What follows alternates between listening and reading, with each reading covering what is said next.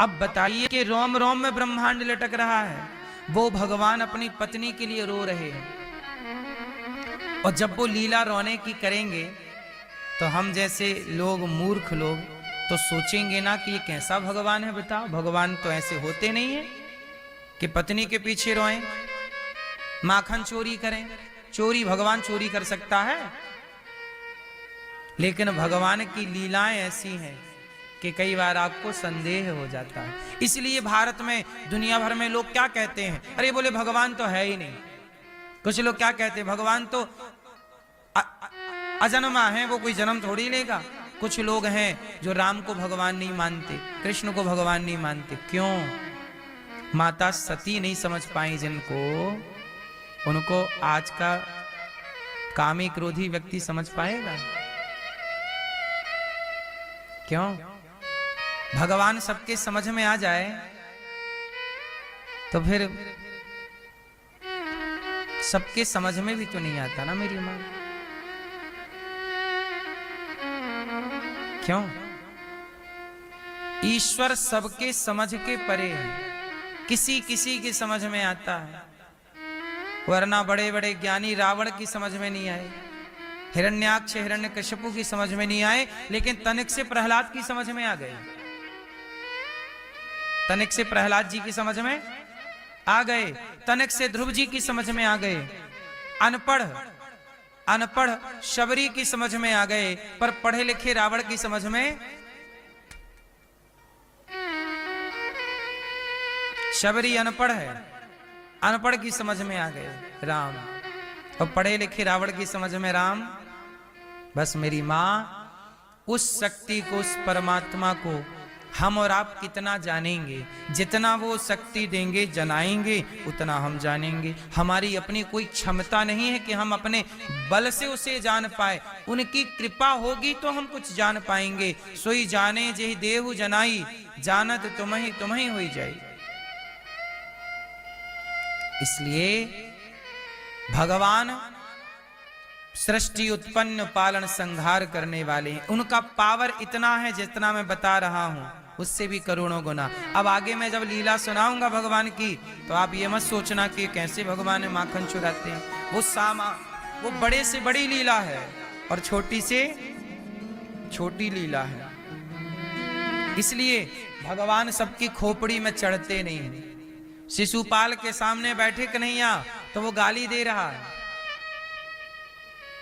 शिशुपाल के सामने बैठे कन्हैया और वो गाली दे रहा है। कहां समझ में आए?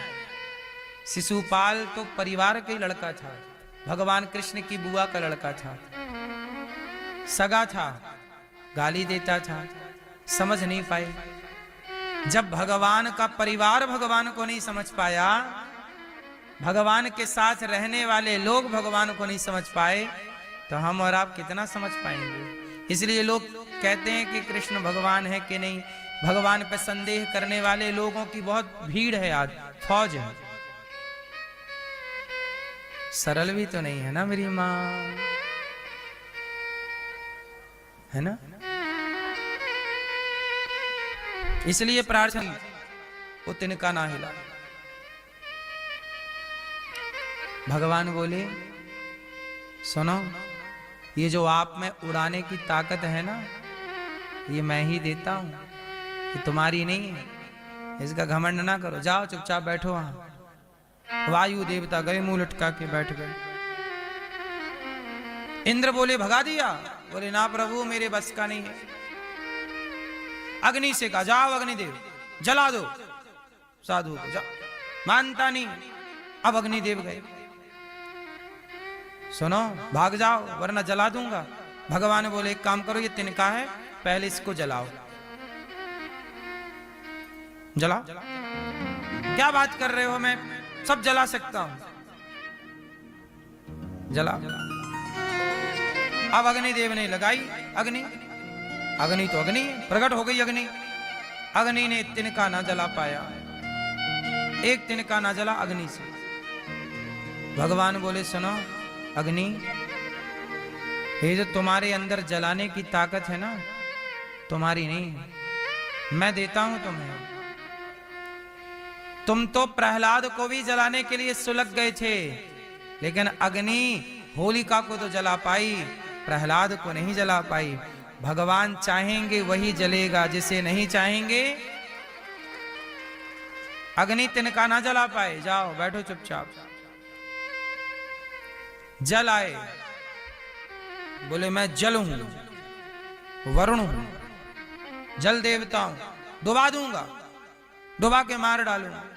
ठीक है भैया, तो लगाओ अपना जोर, इसको बहाओ जरा। बोले जल सब कुछ बहा देता है ना, पानी बहाओ इसको। और खूब बारिश कराई, खूब धारा मोटी मोटी गिराई, बड़ा नहीं हुआ कुछ। तिनका सच्ची बात ये थी कि वो साधु के रूप में जब सब हार गए तब इंद्र चरणों में आए, आप कौन हैं? तब भगवान अपने यथार्थ रूप में आए, देवराज मैंने तुम्हें स्वर्ग का राजा बनाया है समाज की व्यवस्था के लिए, तुम्हारे अपने घमंड और अभिमान के लिए मैंने तुम्हें स्वर्ग का राजा नहीं बनाया। समय समय पर जा जाके भगवान स्वर्ग के राजाओं का भी अभिमान हरण करते रहते हैं। ऐसे भगवान हैं। कहते हो ये अग्नि देव है, अरे वो अग्नि में जलाने की ताकत भगवान की है, जल में शीतलता की शक्ति ईश्वर की है। भगवान सूर्य में प्रकाश देने की ताकत भगवान की है, चंद्रमा में शीतलता की शक्ति भगवान की है, गुलाब में खुशबू की शक्ति ईश्वर की है, आप में बोलने की शक्ति भगवान की है, देखने की शक्ति, आंख है पर देखने की शक्ति ईश्वर की है, वरना आंख है बहुत लोगों की पर आंख है पर दिखता नहीं है। कान में सुनने की शक्ति भगवान की है, वरना कान बहुतों के हैं पर कान सुनाई कुछ नहीं पड़ता। पांव है पर चलने की ताकत ईश्वर की है। तो हमारे और आपके पास भक्ति, ज्ञान, वैराग्य। अच्छा, ज्ञान में एक थोड़ा सा दिक्कत है। क्या दिक्कत है? ज्ञान पुरुष है। ध्यान से सुनना, ज्ञान कौन है? ज्ञान पुरुष, ज्ञान मतलब पुरलिंग है ना, और वैराग्य भी क्या है?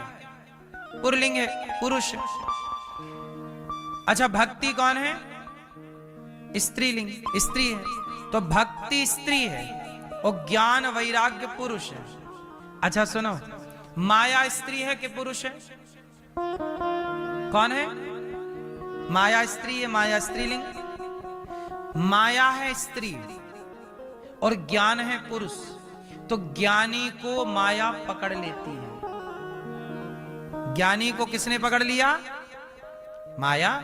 ज्ञान पुरुष है ना, माया स्त्री है, तो स्त्री पुरुष मोहित हो गए एक दूसरे को, पकड़ लिया। इसलिए ज्ञानी को माया पकड़ लेती है, वैरागी को माया पकड़ लेती है, क्योंकि पुरुष स्त्री हो गए ना दोनों।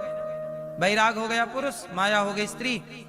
तो पुरुष का अटैचमेंट स्त्री की ओर और स्त्री का पुरुष की ओर, ये स्वभाव है। स्त्री हमेशा पुरुष की ओर बढ़ेगी और पुरुष हमेशा स्त्री की ओर बढ़ेगा। तो ज्ञान और वैराग्य दोनों पुरुष हैं और ये दोनों माया में उलझ सकते हैं। माया स्त्री है, लेकिन भक्ति के साथ एक अच्छी बात है। भक्ति कौन है? स्त्री। और माया कौन है? स्त्री।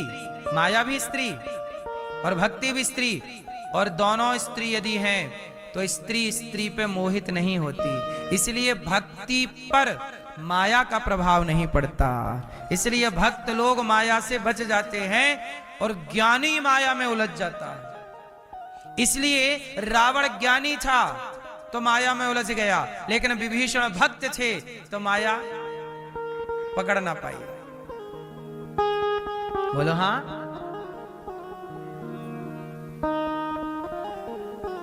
शबरी में भक्ति है, इसलिए माया में नहीं उलझी। बोलो हाँ।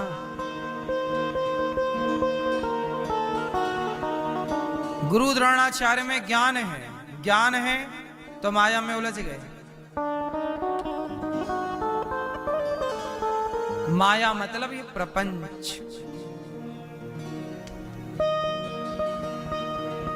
जगत। अब देखो, भक्त भक्ति इसलिए कहते हैं सबसे सेफ कौन है? तो क्या रस्सी में सांप की भ्रांति होती? रस्सी में सांप की भ्रांति क्यों हुई? रस्सी में सांप क्यों दिखा? क्योंकि अंधेरा था। यदि प्रकाश होता तो रस्सी में रस्सी दिखती, सांप कभी ना दिखता। जैसे अंधेरे के कारण रस्सी में सांप की भ्रांति होती है, ऐसे अज्ञान के कारण मैं की भ्रांति हो जाती है। मैं हूं ही नहीं, मैं की जगह केवल भ्रांति है। मैं जैसा कुछ भी नहीं है, मैं नहीं हूं, मेरा मुझ में कुछ नहीं, जो कुछ है तेरा, तेरा तुझको अर्पण क्या लागे मेरा। बस अज्ञान वश हम मान लेते हैं कि मैं हूं।